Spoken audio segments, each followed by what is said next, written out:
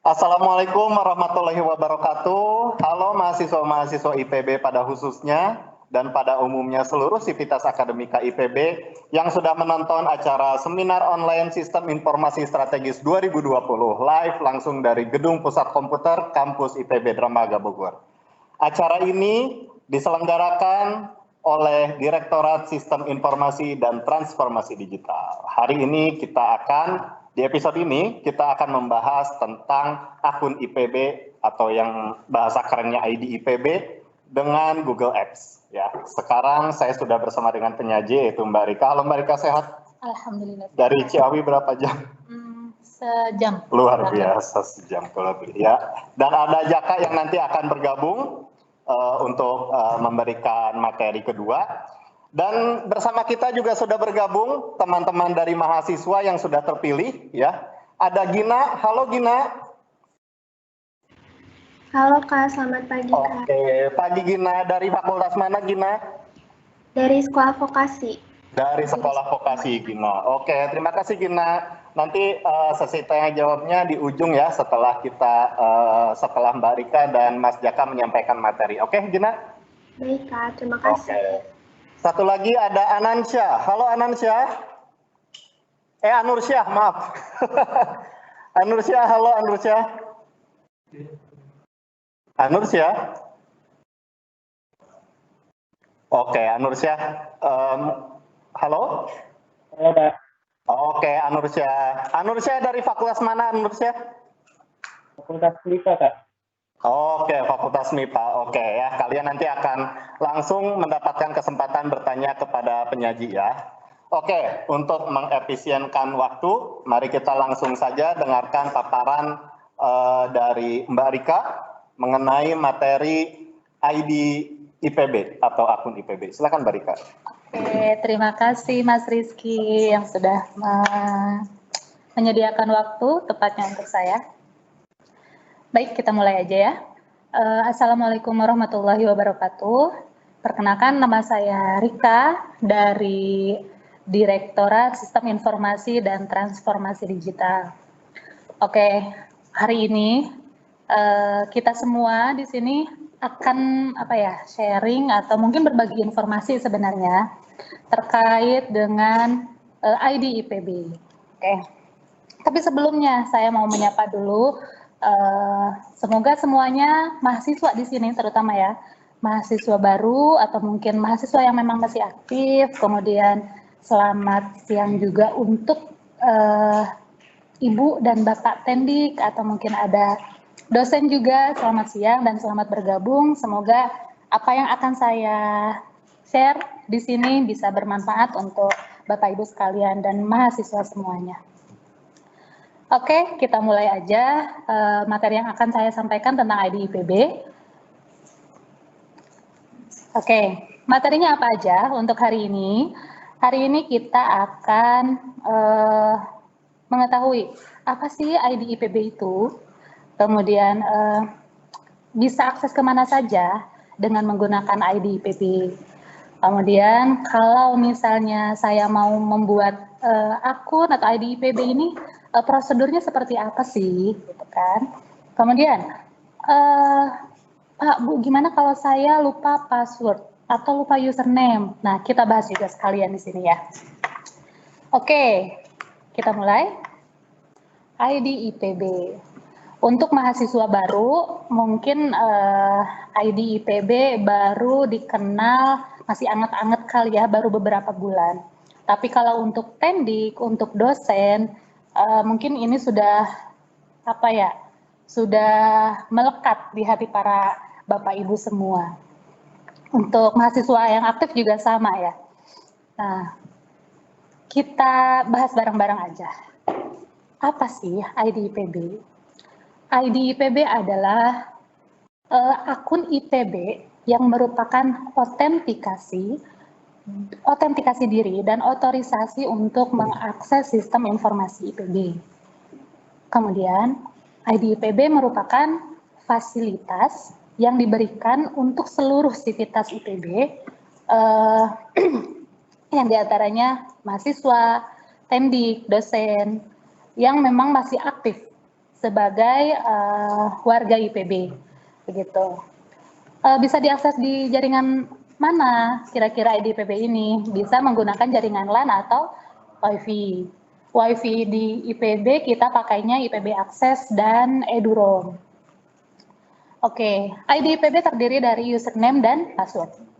Kemudian ID IPB itu ibaratkan sebuah kunci untuk membuka pintu fasilitas layanan yang ada di IPB, terutama bagian IT.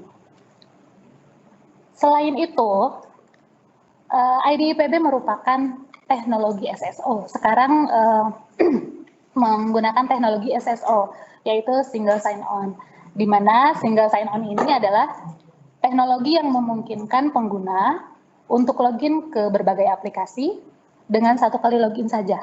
Jadi hanya menggunakan username dan password yang sama, bisa login ke semua sistem yang ada di IPB dalam waktu yang bersamaan. Oke, terus kalau masa aktifnya kapan untuk ID IPB ini? Berlaku untuk seluruh sivitas IPB yang masih aktif. Jadi kalau untuk mahasiswa yang memang masih aktif. Untuk dosen juga yang masih aktif, termasuk juga tendi. Begitu. Terus gimana kalau misalnya ada yang mengundurkan diri, terutama untuk mahasiswa? Nanti akan ada pemberitahuan dari unit-unit terkait yang memang mahasiswa tersebut ternyata mengundurkan diri. Nanti ID IPB-nya akan secara otomatis kita nonaktifkan. Kemudian untuk tendik, biasanya tendik itu ada resign atau pindah kerja, kemudian pensiun, kemudian mungkin meninggal. Nanti akunnya juga akan kami nonaktifkan jika memang dari unit-unit terkait memang ada pemberitahuan ke DSIPD, seperti itu. Begitupun sama dengan dosen. Hanya saja perlakuannya untuk mahasiswa biasanya dikasih waktu 1 tahun setelah kelulusan untuk membackup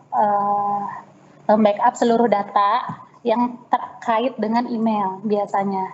Jadi ID-nya baru kita nonaktifkan jika memang 1 tahun setelah lulus, kemudian akunnya akan kita nonaktifkan. Begitu. Oke, selanjutnya. Nih yang tadi. Bisa akses kemana aja sih dengan menggunakan ID IPB itu? ID IPB Anda bisa login dengan menggunakan username dan password yang sama ke sistem-sistem yang memang dikembangkan oleh IPB, oleh developer IPB, developer system. Gitu. Adapun sistem-sistem yang bisa diakses diantaranya ada SIMAK, ada SIMAWA, ada SIMPEK, kemudian ada kalau untuk karya ilmiah, kemudian seperti tugas akhir, skripsi, disertasi, itu bisa diakses ke repositori IPB. Nah, yang terpenting, yang berkaitan dengan materi hari ini, user ID ini bisa login ke email APPS IPB. Begitu. Nanti email APPS IPB ini akan ada penjelasan khususnya dari rekan saya, yaitu Mas Jaka, yang akan secara detail menerangkan email IPB itu seperti apa dan apa fungsinya, begitu. Oke, satu lagi. ID IPB ini bisa mengakses IPB Mobile student, staff, dosen. Kemudian satu lagi, mungkin tidak banyak yang tahu bahwa IPB Mobile ini ada akses untuk ke orang tua. Jadi orang tua mahasiswa bisa mengakses akademik mahasiswanya melalui IPB Mobile for Parents. Gitu. Kemudian saya bisa akses di mana sih kira-kira sistem informasi yang ada di IPB kalau saya mau login misalnya. Kalian bisa, untuk mahasiswa, bisa untuk semuanya sih, tidak khusus mahasiswa. Jadi bisa diakses ke https://city.ipb.ac.id. Begitu. Nanti di situ banyak sistem yang memang bisa diakses. Kalau mahasiswa ya disesuaikan dengan kebutuhannya. Misalnya mau ke SIMAK, biasanya mahasiswa lebih banyak akses ke SIMAK. Kemudian kalau untuk pegawai, bisa mengakses ke SIMPEK. Banyak lagi sistem informasi lainnya yang bisa dimanfaatkan. Disesuaikan saja dengan kebutuhannya. Oke, terus bagaimana kalau misalnya saya mau membuat ID IPB? Prosedurnya ada. Yang pertama yang akan saya jelaskan adalah prosedur pengajuan ID IPB untuk mahasiswa baru. Nah, prosesnya untuk mahasiswa baru ini ada khusus sih. Kenapa? Karena prosesnya itu dimulai ketika calon mahasiswa mendaftarkan dirinya ke IPB. Begitu. Jadi saat registrasi akun, itu pada tahap akhir dimintakan untuk meng-create-kan username dan password. Begitu. Ketika sudah dibuat, nanti akan ada notifikasi ke email. Jadi informasi username-nya yang telah dibuat apa, password-nya juga yang dibuat apa, kemudian bisa akses kemana saja, itu akan di-emailkan dari kami. Begitu. Terus kapan sih aktifnya? Aktifnya nanti setelah verifikasi berkas. Verifikasi berkasnya lama nggak kira-kira? Kalau ada pertanyaan seperti itu, sebenarnya verifikasi berkasnya itu biasanya aktif ID IPB-nya itu setelah verifikasi berkas semua tahapan penerimaan mahasiswa baru.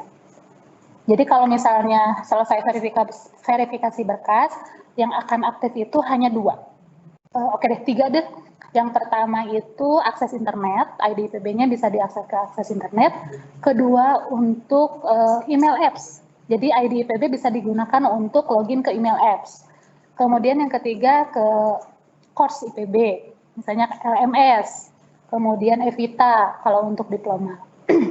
Itu akan otomatis aktif setelah verifikasi berkas. Terus kapan bisa login ke sistem informasi lainnya? Nanti, setelah semua rangkaian verifikasi berkas penerimaan mahasiswa baru selesai. Begitu. Kemudian, terus gimana kalau ada mahasiswa pindahan? Kemudian ada dosen, ada tendik yang baru misalnya. Gampang sebenarnya. Ajukan saja, yang pertama bisa pakai e-letter atau via help center. Caranya gimana? Ajukan dulu surat permohonan akun ID IPB yang diketahui oleh pimpinan unit masing-masing atau departemennya. Gitu. Terus apa saja yang bisa dilampirkan? Yang pertama, ada nama lengkap. Kalau mahasiswa, nama lengkap tentu saja NIM, kemudian tempat tanggal lahir, dan yang terakhir itu email aktif. Dan ini sangat-sangat penting sekali, email aktif, email alternatif. Itu digunakan untuk reset password nantinya. Oke.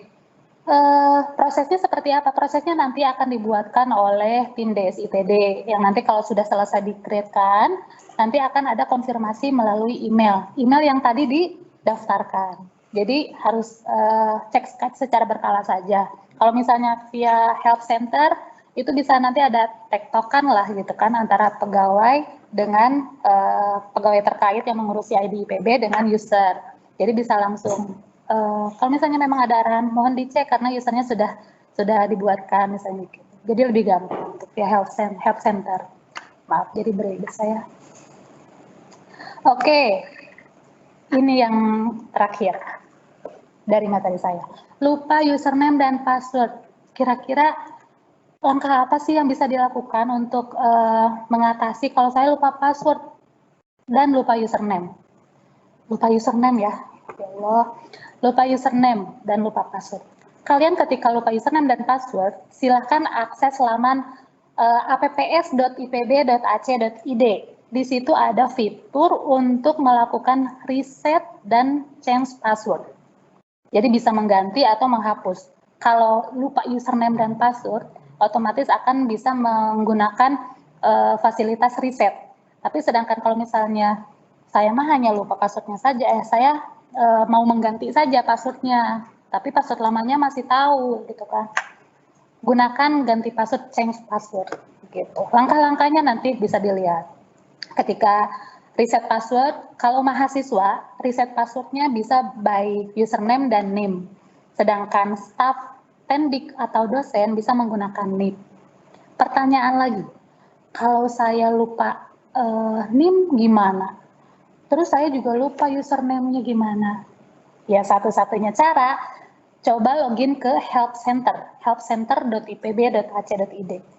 Gunakan akun tamu di situ, open ticket, kemudian utarakan bahwa saya lupa username dan lupa NIM.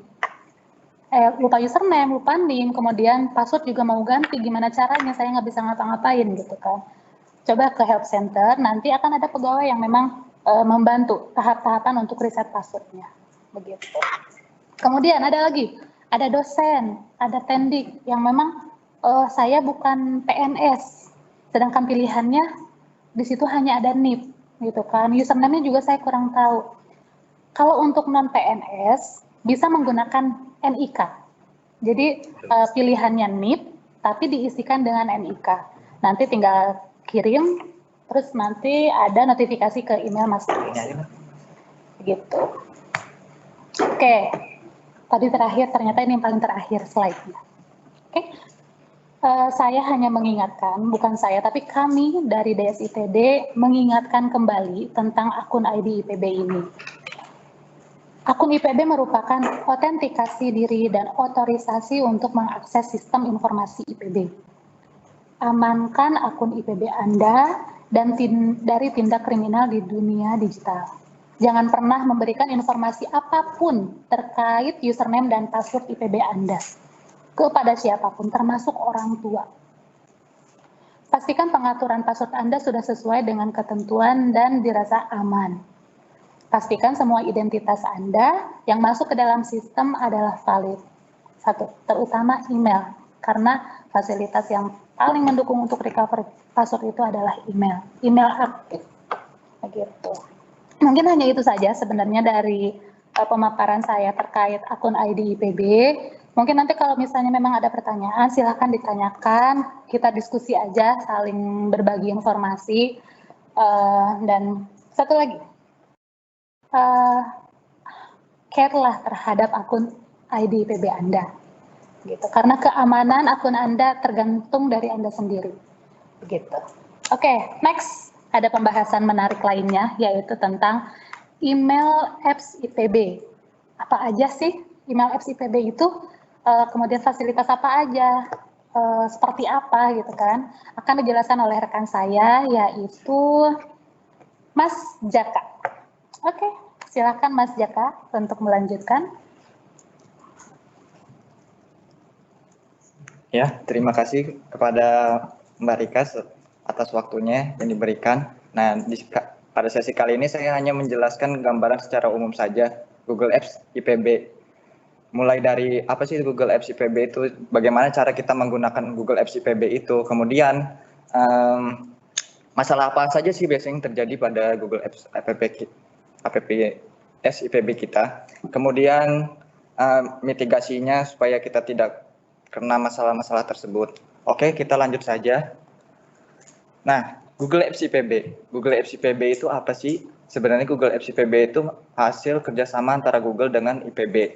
Nah, hasil kerjasama ini membuat layanan Google itu dapat terintegrasi dengan ID IPB kita.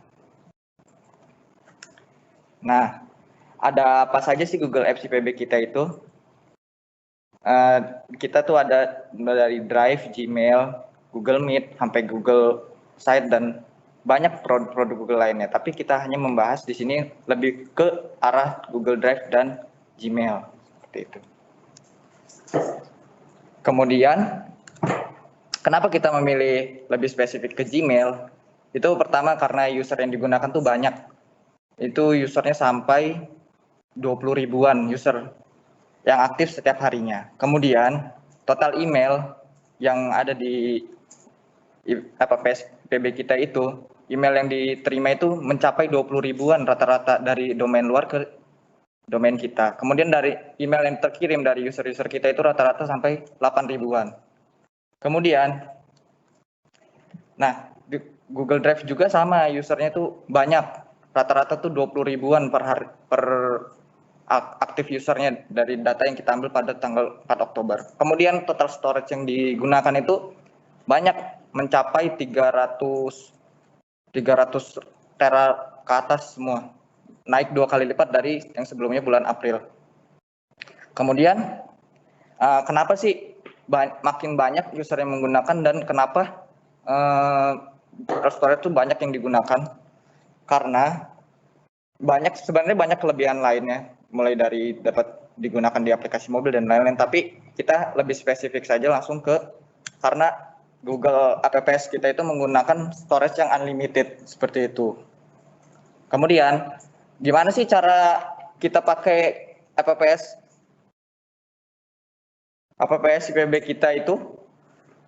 Nah, caranya itu kalian ke web apps.pbacid untuk yang menggunakan browser.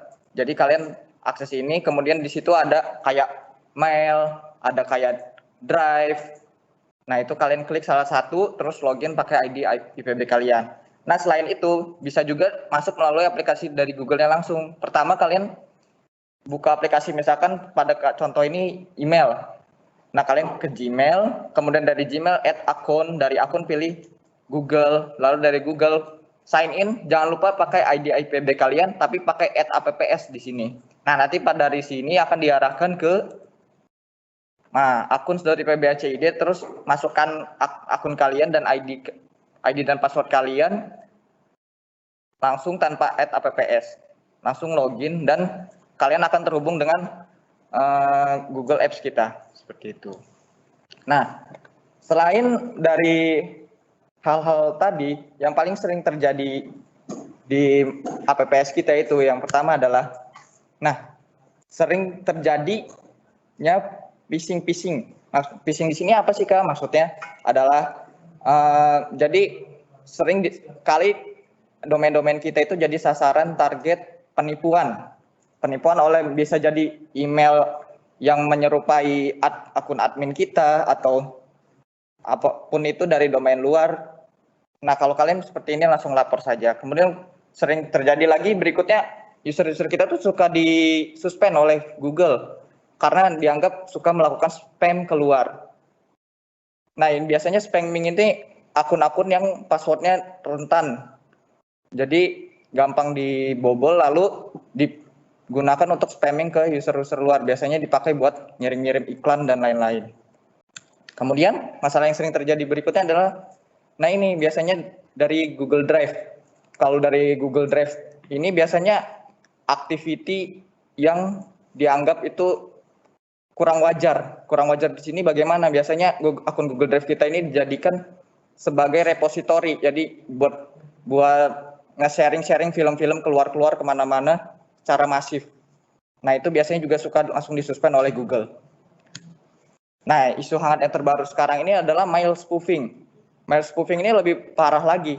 Jadi dia langsung memforward semua email yang ada di kotak masuk kalian ke user lain. Contohnya ini Johnson James. Nah, Johnson James ini dia itu sebagai pelaku mail spoofing nih. Jadi semua email yang dari domain apps kita diteruskan semua ke Johnson James. Nah, dari Johnson James ini dia biasanya ada filtering sendiri yang menentukan, oh ini email ini penting, ini tidak. Kalau yang penting biasanya dia langsung di-sharing ke user tujuan tersebut, tapi sudah diubah isinya. Isinya itu biasanya ada link-linknya. Nah, itu kalau bahaya juga. Jadi kan kalian kan sudah menunggu-nunggu juga dari email. Misalkan ini dosen penting kalian yang kalian tunggu untuk bimbingan.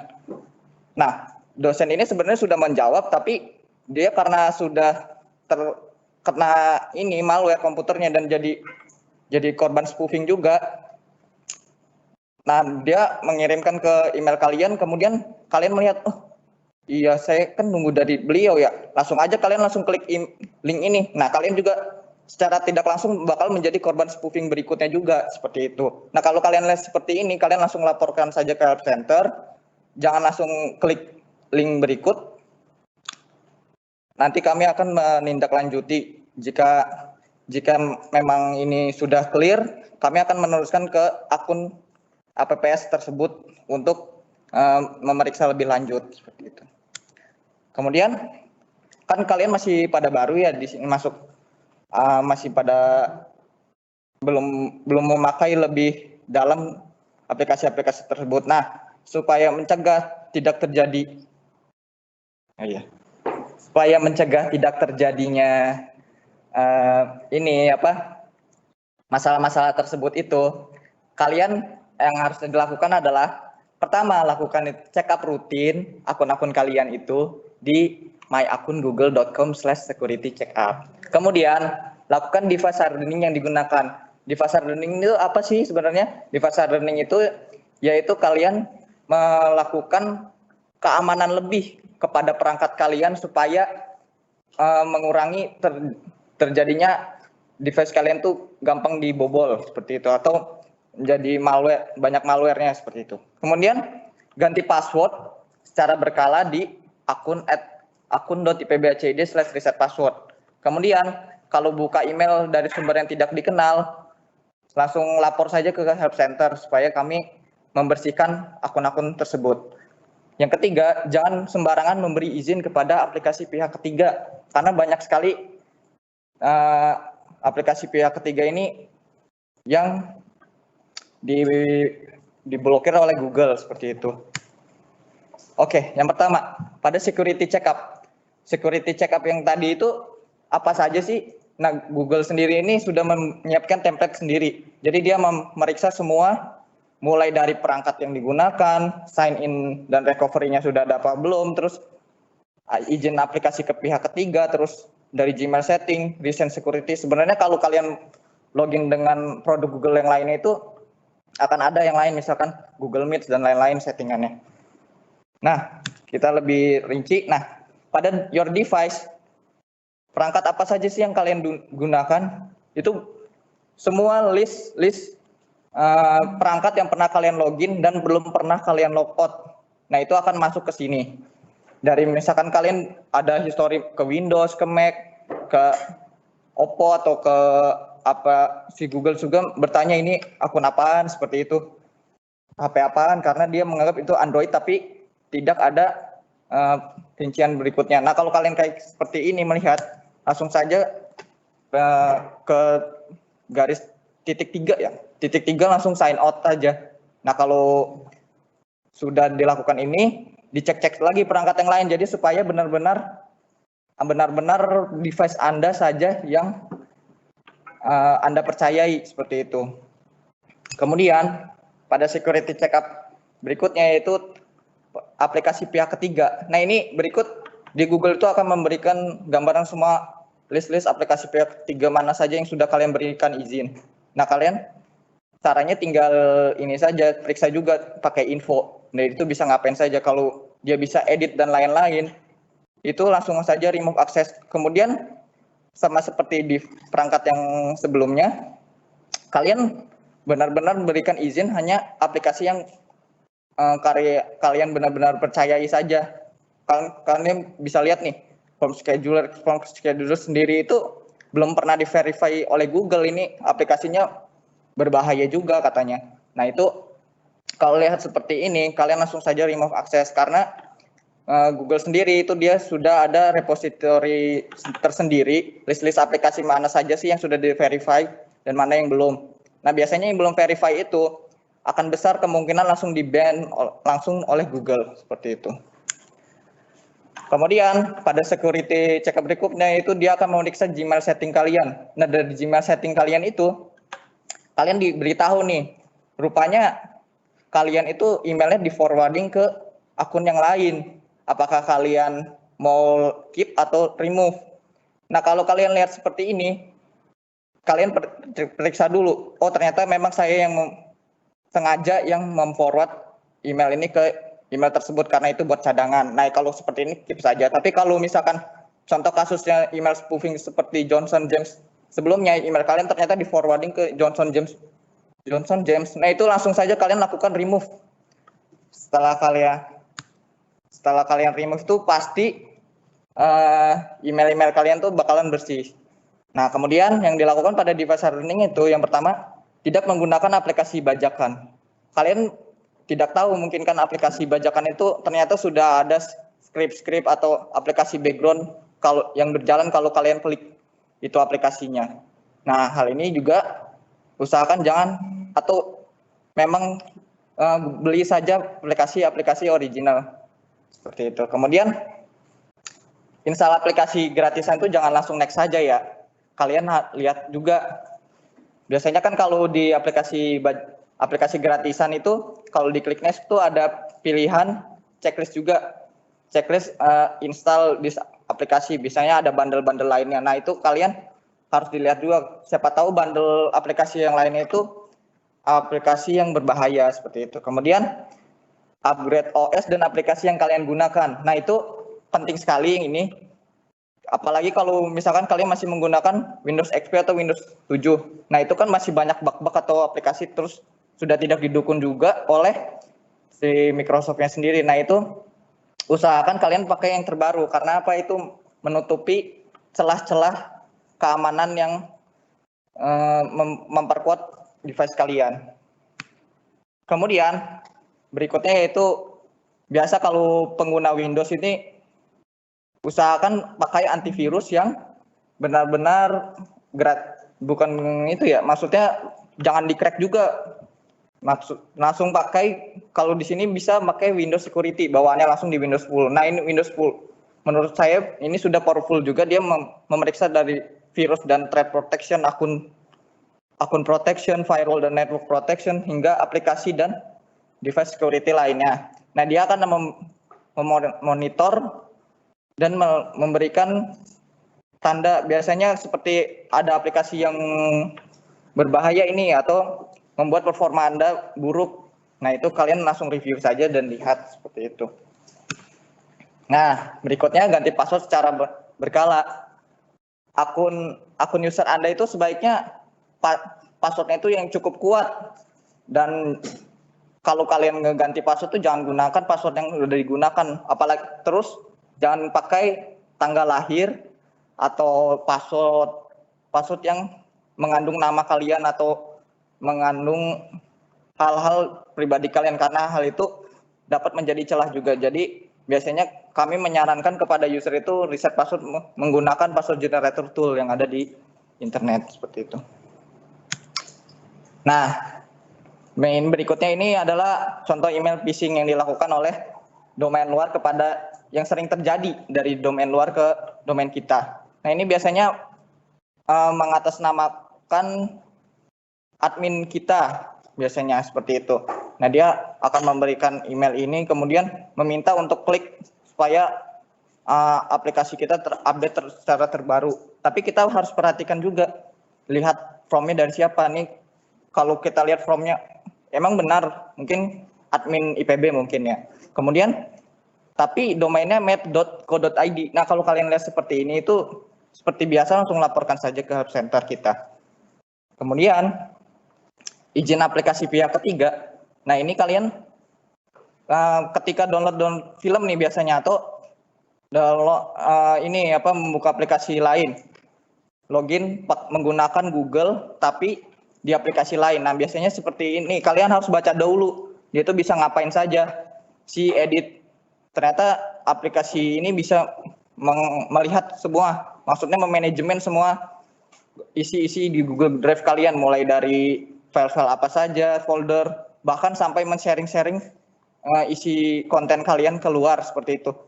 Nah, kalian kalau lihat seperti ini, kalian cek dulu di Google, ini dia udah terverifikasi apa belum, apa udah benar-benar terpercaya apa belum, terus ada kasus yang diakibatkan oleh S-file ini yang membuat Google memban atau tidak, seperti itu. Nah, kalau kalian sudah melihat seperti ini, kemudian ternyata aplikasinya itu sudah masuk blacklist oleh Google, nah itu kalian langsung saja, jangan langsung allow, tapi di cancel saja, karena kalau sekalinya kalian allow, kalian resiko terban langsung oleh Google itu sangat besar dan mungkin. Oke, mungkin itu saja dari saya. Paparan singkat dari saya. Terima kasih. Oke, terima kasih Mbak Rika dan Mas Jaka, ya luar biasa, ribuan penonton di sana jingkrak akibat puas atas penyajian Mbak Rika dan Mas Jaka ini ya. Oke, jadi tadi ada di titipan pertanyaan juga langsung bahwa kenapa sih kita pakai Microsoft Teams untuk melakukan event like ini, padahal sudah ada Zoom, sudah ada Webex dan ada yang lain-lain. Nah, di sini kita ingin mencoba mendiversifikasi tools-tools gratis yang sebenarnya IPB miliki, begitu ya. Dan ini adalah salah satu tools yang bisa teman-teman atau kalian gunakan untuk melakukan acara live event.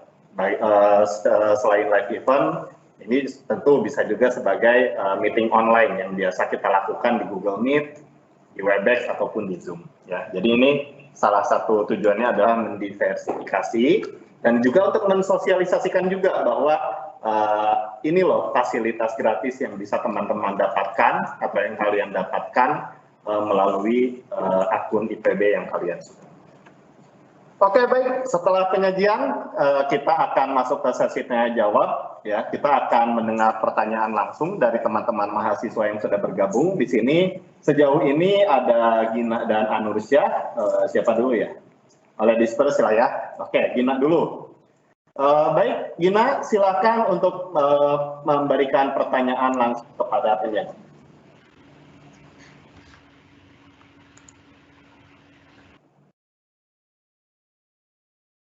Di-unmute dulu, Gina, maaf.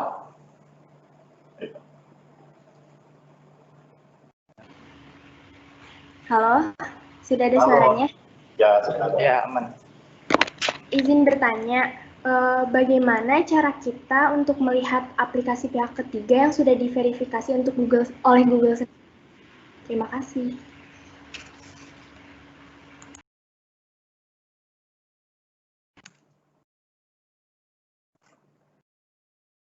Ya, silakan. Langsung jawab.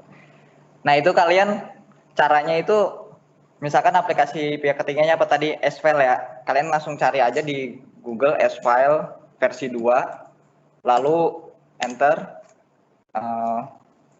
verified Google.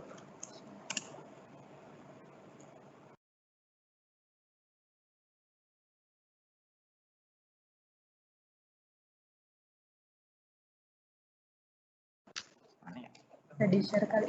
Oh, di-share.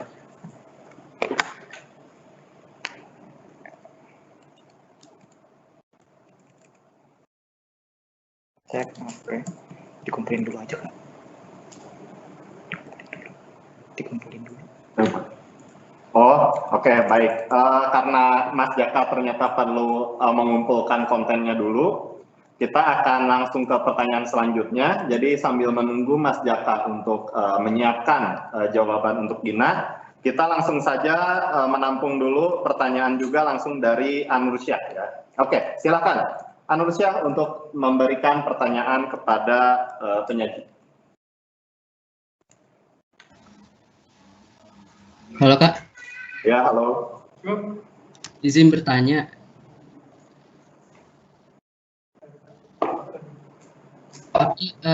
Fasilitas apa saja yang bisa digunakan menggunakan akun IPB selain WiFi tadi itu? Oke, itu saja Anursyah. Ya, untuk saat ini itu aja. Oke, siap, nggak apa-apa. Oke, baik. Jadi pertanyaan dari Anursyah adalah apa saja fasilitas yang bisa didapatkan dari akun ID IPB selain dari login Wi-Fi. Ya. Oke, gimana? Ada yang mau langsung memberikan pertanyaan dulu? Memberikan pertanyaan dulu. Memberikan jawaban dulu.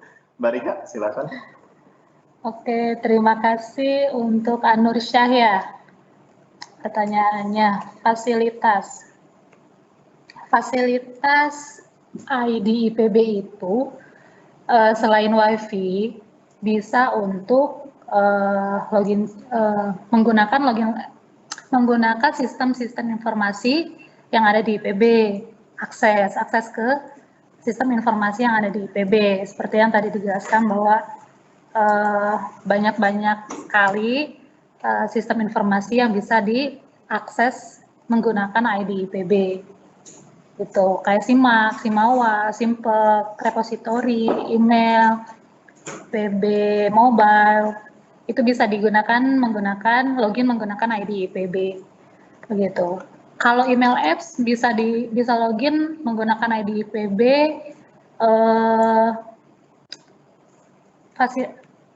Selain email gitu kan, nanti bisa ke Drive, bisa ke Docs, itu menggunakan ID IPB. Itu aja. Bagaimana Anursyah? Kak, misalnya perpustakaan itu pakai email itu nggak? ID IPB nggak? Login di perpustakaannya ya?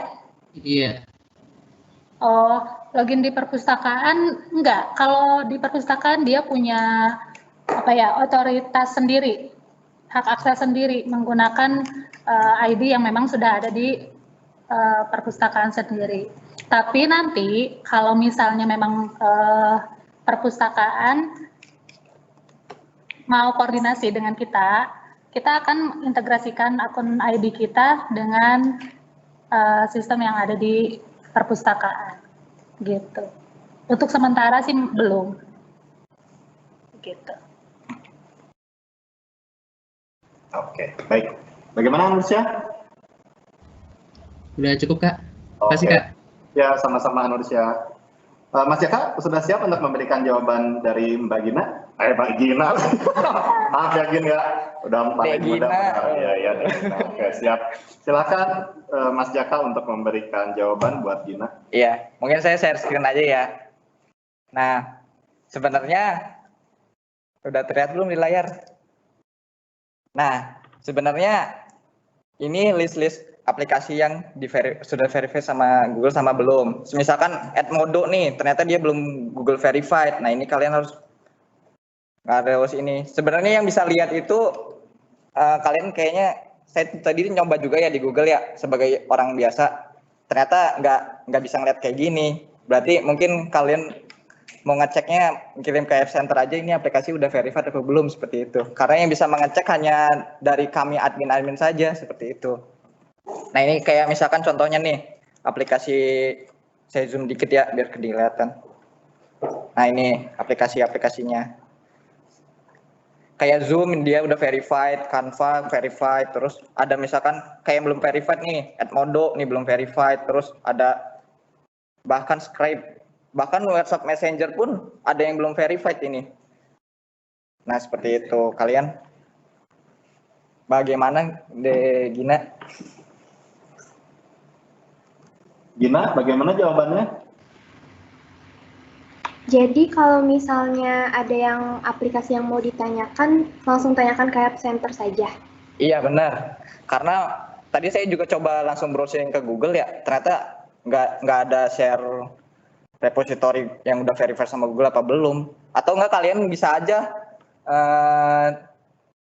susah juga ya mungkin satu-satunya App Center itu. Soalnya kalau kalian sudah memberikan izin, otomatis kan nanti masuk ke Google Security Check-up-nya nanti ada tanda kuning atau bagaimana, dan nggak tahu juga kalau ternyata akun kalian udah dipakai aplikasi pihak ketiga itu buat nge-sharing atau jadi repository seperti itu. Oke. Bagaimana Gina? Oke, baik Kak, terima kasih sudah jelas. Oke, baik mungkin atau nanti kita list aplikasinya kita akan publikasikan di website kita ya. Nanti akan diinformasikan lebih lanjut. Terima kasih juga mungkin pertanyaan yang bagus juga dari Gina, sehingga mungkin teman-teman mahasiswa bisa lebih aware terhadap aplikasi-aplikasi pihak ketiga yang loginnya menggunakan akun Google Ads. Oke, baik. Terima kasih kepada Gina dan Anursya sudah bergabung dan sudah memberikan pertanyaan langsung kepada penyaji. Baik, selain yang sudah langsung bergabung dengan penyaji langsung melalui Microsoft Teams, di sini juga ada penonton yang sudah memberikan pertanyaan melalui Q&A di aplikasi Microsoft Teams-nya ya. Yang pertama ada dari Ayatin. Beliau bertanya, bagaimana menjamin keamanan dari Google Drive yang unlimited? Oke, silakan. Mungkin Mas Jaka ya. Ya, mungkin saya hanya memberikan poin yang sebelumnya sudah saya berikan. Nah itu pertama ya, mengamankannya itu dari My Security, lakukan security check up. Kalian lihat di My Security check up itu dilihat list aplikasi pihak ketiganya itu yang kalian izinkan apa saja. Nah biasanya itu kalau akun yang tidak aman itu biasanya dia langsung mengalau-alau saja aplikasi pihak ketiga. Nah aplikasi pihak ketiganya ini yang bagaimana sih? Yang biasanya yang memiliki, nah saya share yang sebelumnya ya.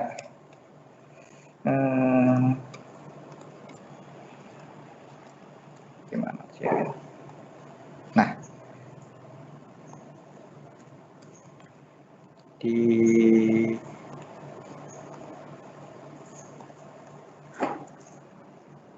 nggak kelihatan. Nah, biasanya yang aplikasi yang berbahaya itu yang seperti ini. Dia itu bisa melakukan hal-hal mulai dari lihat, edit, buat, dan hapus semua yang ada di Google Drive kalian. Kemudian bisa men-sharing file-file atau folder kalian keluar kemana-mana dan menjadikan akun Google Drive kalian repository. Nah, itu cara mengamankan salah satunya. Kemudian berikutnya yang kalian lakukan yaitu setiap hari lakukan scan menggunakan antivirus. Misalkan kalau di Windows itu ada Windows Security-nya, itu kalian lakukan rutin seminggu sekali lah. Karena kan tidak tahu, mungkin bisa jadi dari cache-cache browser kalian masih menempel, jadi itu bisa membuat akun kalian jadi tidak aman juga, seperti itu. Oke, baik. Mungkin mudah-mudahan sudah cukup ya untuk Ayatin mengenai jawabannya. Baik, selanjutnya ada pertanyaan dari Davin. Izin bertanya Pak, apa saja ketentuan file yang boleh diupload atau disimpan dalam Google Drive? Misalnya koleksi film tapi untuk pemakaian pribadi, tidak disebar secara massal atau repositori untuk bisnis pribadi. Apakah boleh? Terima kasih. Oke, ya pertanyaan yang bagus sekali dari Davin. Davin ya. Nah, ini file-file apa saja sih yang biasanya kita buat upload ke Google Drive itu? Nah, itu sebenarnya tidak ada catatan tertulis ya, apa saja yang harus Anda upload ke situ. Sebenarnya bisa upload apa saja. Kalian boleh juga upload ke film seperti itu. Tapi ya usahakan film itu kan ada lisensinya sendiri ya. Nah, kalian tuh jangan sharing film itu ke mana-mana. Nah, itu karena itu melanggar hak cipta dan sama Google itu pasti auto banned kalau kayak gitu namanya. Kemudian ini usahakan juga kalau kalian upload file yang ada dalamnya, misalkan kalian upload file isinya password nih, usahakan jangan langsung plain text upload ke Drive.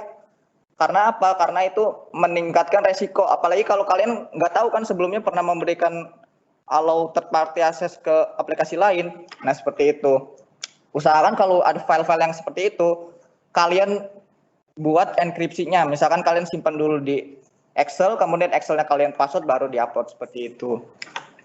Bagaimana? Udah saya. Oke, baik. Sudah cukup ya mungkin untuk Davin jawabannya. Jadi Davin agar tidak di banned ya untuk menjaga filenya tidak di-sharing sembarangan sehingga melanggar hak cipta dan dianggap Google sebagai akun yang melanggar peraturan. Selanjutnya ada pertanyaan dari Ben. Ada Bennett, ada Bennett. Ben, adakah kelebihan dan kekurangan menggunakan Microsoft Teams dibandingkan dengan aplikasi lain seperti Zoom, Gmeet, Webex, dan yang sejenisnya? Wah, ini sebenarnya di luar topik ya. Tapi silakan kalau mau menjawab Mbak Rika atau Mas Jaka. Kalau kelebihan dan kekurangan mungkin saya tidak bisa memberikan lebih detail karena saya bukan kurangnya juga.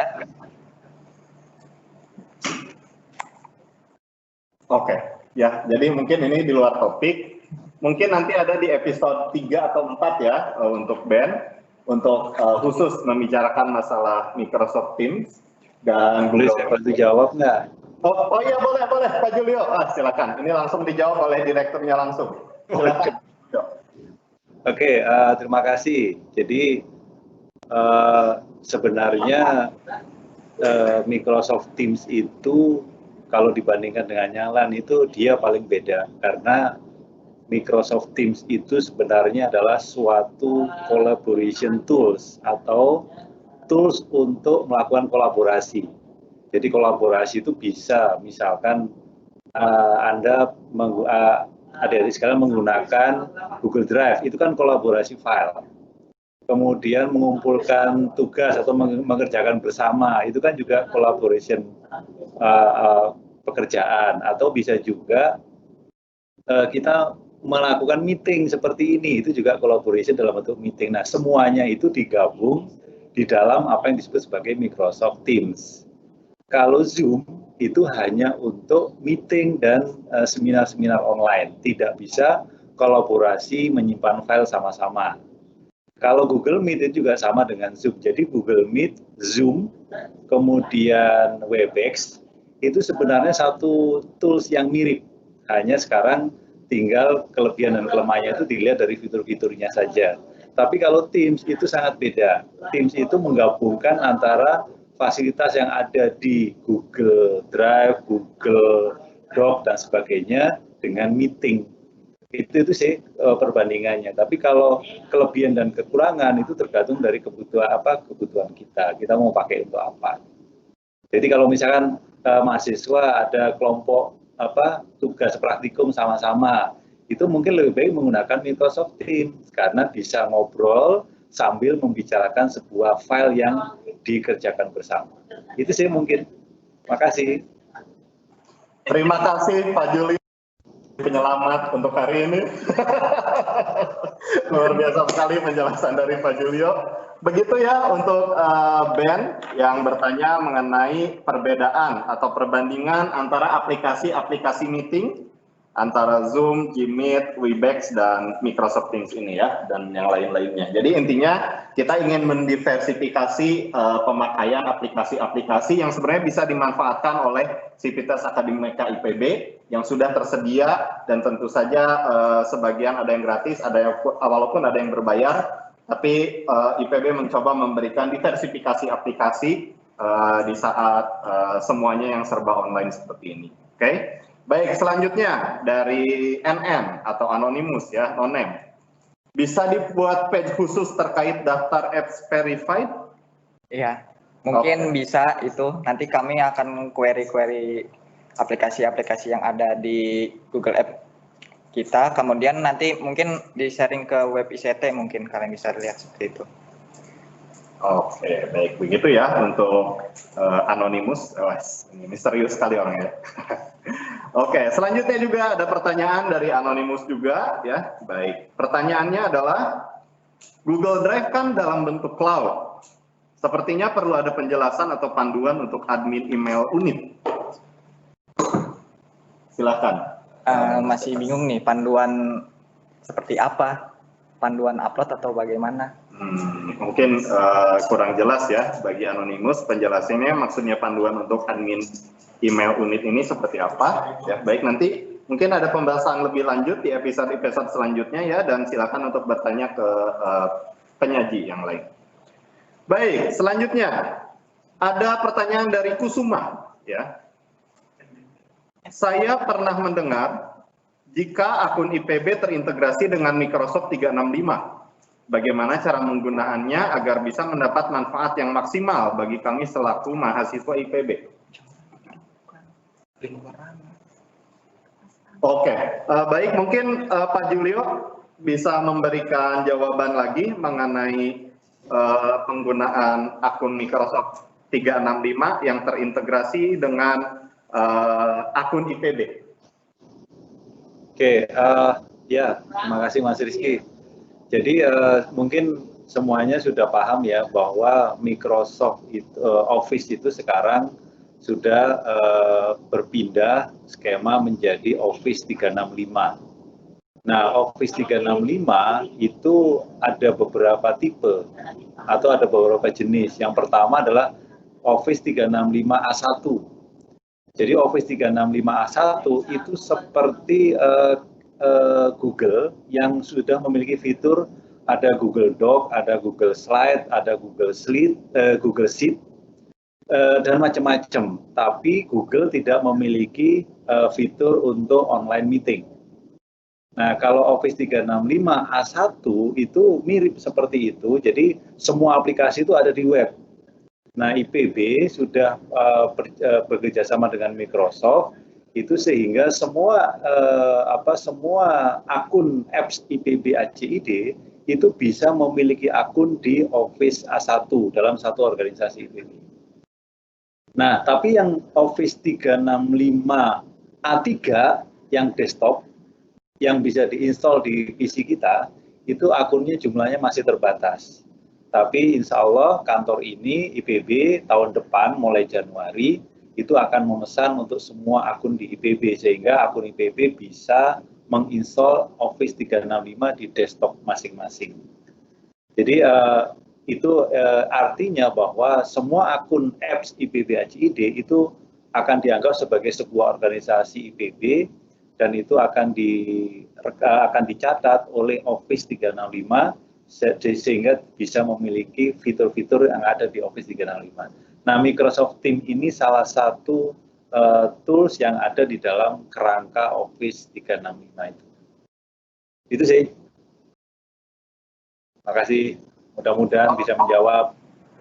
Mas Rifki kemana? Oke. Minum kopi. Oh, iya, siap. Kita sepertinya emang pernah ngopi nih, Pak. Baik, terima kasih Pak Julio atas jawaban dari pertanyaan Kusuma mengenai terintegrasinya akun IPB dengan Microsoft 365 ya. Nanti akan ada pembahasan tersendiri sebenarnya nanti di episode selanjutnya, tapi tidak apa, ditanyakan sekarang. Baik, selanjutnya ada pertanyaan dari Anonymous juga, no-name ya. Kak ingin bertanya, Google Apps-nya kira-kira berlaku sampai tahun berapa ya? Silakan, nah ini mungkin Mbak Rika atau Jaka bisa menjawab.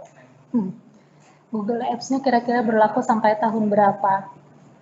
Mungkin masa aktifnya mungkin ya? Ya. Kalau masa aktifnya, selama menjadi mahasiswa IPB, Sivitas IPB, itu masih aktif. Kecuali untuk mahasiswa dan teknik dan dosen, itu kalau misalnya lulus, mahasiswa lulus, sudah dinyatakan lulus, itu dikasih kesempatan 1 tahun setelah kelulusan untuk melakukan backup drive ke hard disk, mungkin ke hard disk atau ke penyimpanan lainnya, karena setelah 1 tahun kelulusan itu akun ID IPB-nya akan kami nonaktifkan, begitu. Mungkin beberapa orang juga ada yang apakah akan jadi akun alumni atau tidak, sampai saat ini masih dalam pengembangan untuk akun alumni.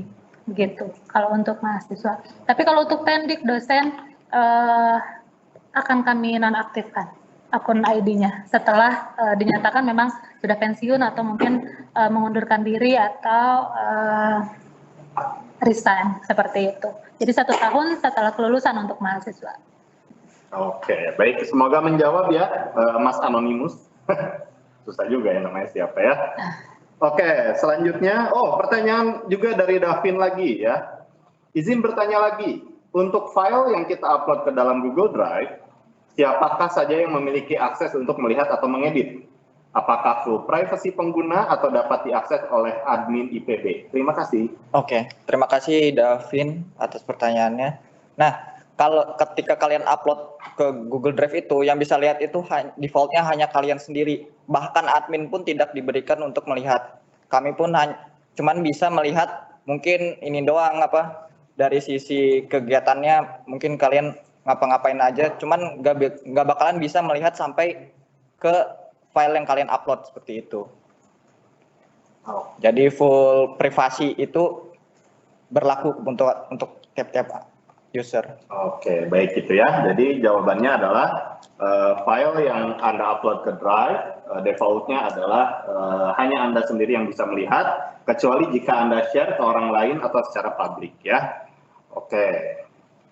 Lalu terakhir, ya, ada pertanyaan dari Mary. Cuma ingin menyampaikan terima kasih kepada DSITD IPB sudah melakukan sosialisasi seperti ini, sangat bermanfaat. Rupanya integrasi dan fasilitas digital IPB sangat baik. Apakah DSITD memiliki medsos atau media di mana kita bisa mempelajari fitur yang disediakan atau acara di masa depan? Ini Mbak Rika, Jaka bisa jawab? Atau Ada. Ada. DSITD itu mempunyai media sosial seperti Instagram, itu ada, namanya ICT IPB, silakan dicari. Kemudian YouTube channelnya juga ada, silakan untuk dicari. Terus untuk Instagram, insya Allah kami sangat aktif di situ. Jadi semua kegiatan yang memang yang akan dilakukan di kedepannya akan dipublish di Instagram. Selain itu, ada webnya juga, web ict.ipb.ac.id dan juga dsitd.ipb.ac.id. Silahkan simak webnya, silahkan simak juga Instagramnya. Di situ kita akan kasih informasi-informasi terkait DSITD dan kegiatannya. Mungkin itu saja. Oke, siap. Alhamdulillah semua pertanyaan sudah dijawab ya, baik dari Gina Amalia Salsabila dan Anur Syahwiono yang sudah bergabung langsung. Terima kasih banyak ya. Walaupun saya yakin kalian belum mandi sebenarnya ya, langsung pagi-pagi buka laptop, langsung gabung sama kita. Mudah-mudahan tetap semangat ya. Oke, dan penanya-penanya yang menonton langsung, yang bertanya melalui Q&A, juga terima kasih banyak sudah bergabung dan berpartisipasi. Mudah-mudahan jawabannya memuaskan. Untuk selanjutnya ya kita akan ada kuis ya. Jadi di mana kalian bisa mengisi kuis ini dan mempunyai kesempatan untuk mendapatkan pulsa atau e-wallet sebanyak 50.000 masing-masing untuk 10 orang pemenang. Ya, silakan Anur Syah dan Gina juga boleh ikutan. Dan kuis ini akan dipandu oleh Afif, Mas Afif di luar sana. Silakan Mas Afif.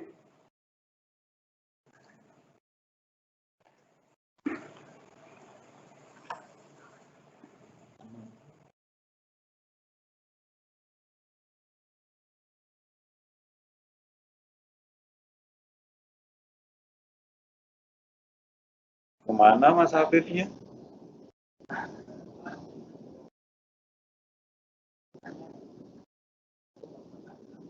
Mas Afif jangan lupa di unmute Mas Afif. Oh iya lupa. Oh iya maaf. Baik, sekarang kita masuk ke kuis. Untuk di browser, ketikkan di browser ipb.link/quiz-ict1. Kemudian bebas di HP atau di desktop ipb.link/quiz-ict1.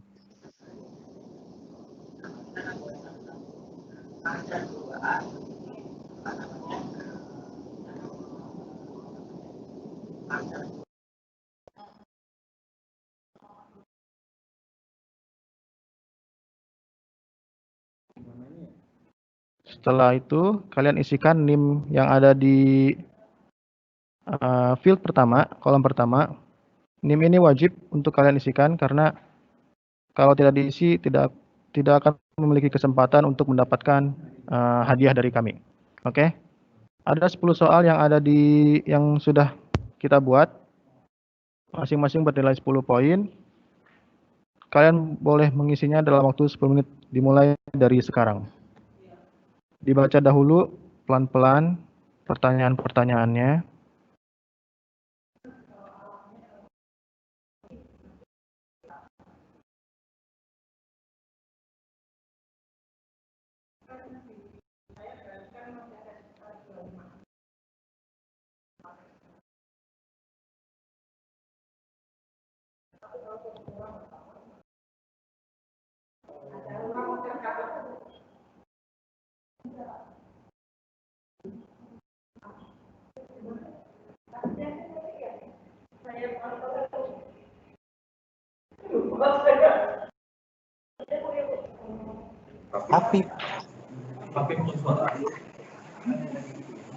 Oke, baik, terima kasih Mas Apip sudah memandu jalannya kuis ya. Jadi jangan lupa masuk ke ipb.link/quiz-ict1 dan kalian akan memiliki kesempatan untuk mendapatkan hadiah sebesar 50.000 masing-masing orang dan untuk 10 orang pemenang ya.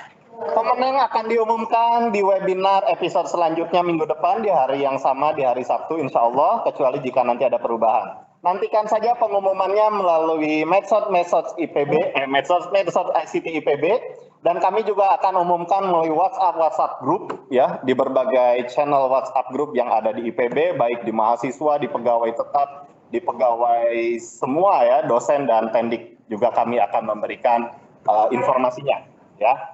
Oke, alhamdulillah rangkaian sosialisasi sistem informasi strategis episode 1 sudah selesai. Terima kasih kepada para penonton yang sudah bergabung bersama kami. Mudah-mudahan acara ini bermanfaat Nantikan episode selanjutnya di minggu depan dengan tema yang berbeda dan penyaji yang berbeda, sehingga mudah-mudahan menambah wawasan bagi para sivitas akademika IPB untuk mendapatkan informasi mengenai layanan-layanan IT yang ada di IPB. Terima kasih. Assalamualaikum warahmatullahi wabarakatuh. Sampai jumpa. Waalaikumsalam.